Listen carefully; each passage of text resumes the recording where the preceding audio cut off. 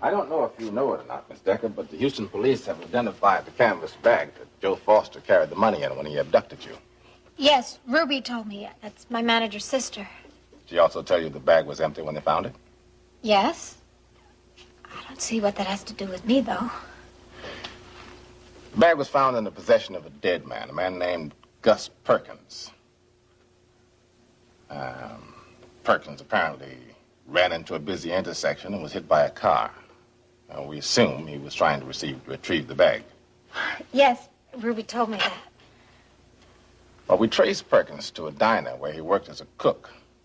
The lady who runs the diner tells us that there's a man who fits the description of Joe Foster worked there also. Now we believe that Foster and Perkins were partners. Partner? Well, I don't see how I can be of any help. Well, apparently there was a third person involved, Miss Decker. The lady at the diner says it was a woman who was girlfriend of Joe Foster's working there with him. Oh, I guess they said what the girlfriend looked like? Yes. Description was general. About your height. Cute. Light brown curly hair. Not very much to go on, is it? No, it isn't. But we're bending every effort to find her. Why? Why are you so interested in this girlfriend? We hope she'll lead us to Joe Foster. And there's a good reason to believe that she was the last person to see Gus Perkins alive.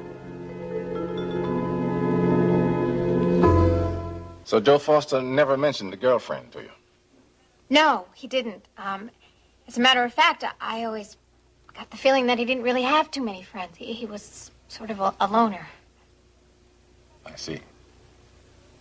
Detective Michaels, you said that the police believe that this girlfriend was the last one to see Gus Perkins alive. That's right. Why is that? The lady at the diner tells us that the girlfriend went out with Perkins that night. I guess you know her name, too. Yes, Small. Calls herself Helen Small, but that's probably an alias. For all we know, she has a record herself. You really think so? Running around with the likes of Joe Foster. You really think that Joe Foster is a hardened criminal, don't you? Why don't you tell me, Miss Decker? He kidnapped you twice. But he didn't hurt me, and he was really nice to me the second time. Well, if I were you, I wouldn't waste my sympathies on Joe Foster. If it suited his purposes, you'd probably be dead right now. Thank you for your time, Miss Decker. I'm sorry I couldn't be more help. Well, let's hope I don't have to bother you again.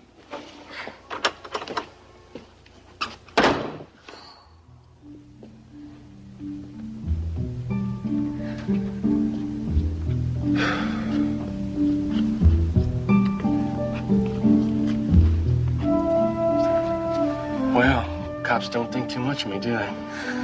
Joe, what is going to happen? Nothing. Nothing's gonna happen. I'm afraid, Joe. Don't leave me. I know it's dangerous for you to stay here, but please don't leave me. I don't know, Elena. It looks like my staying here is more dangerous for you than it is for me. Joe. Look, don't worry. I'm not gonna leave you, Elena. Not until we got a plan.